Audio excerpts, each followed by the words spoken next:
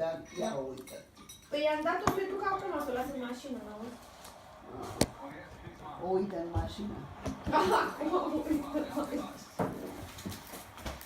Nu știu de ce n-am încredere deloc. Rici, mă auzi? Da, Păi și? mă joc. Cum? Mă joc. Nu pot acum.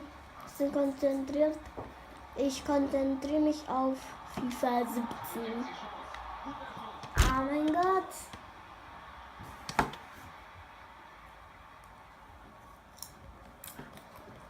Oh mein Gott. Mai bine te înregistrezi pe tine și te pui pe YouTube. Da. Pușcă la băieri. Aia e important. Să pui ceva interesant pe YouTube. Schnell. Muss du, oh mein Gott. Oh mein Gott, Nani, Nani. Oh mein Gott.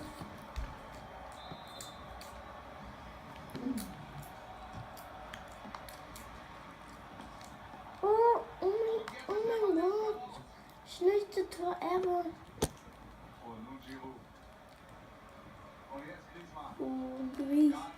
Griezmann.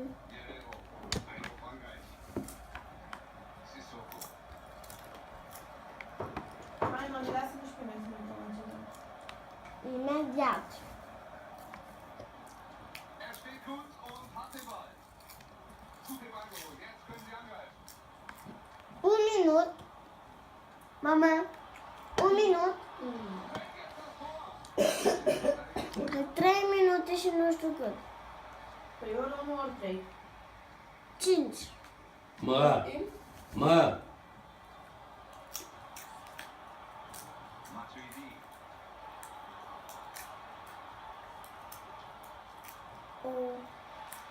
William. Oder Nani. Nani jetzt.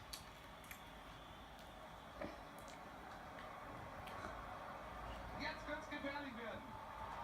Na, wenn jetzt mal ein Tor... Nein.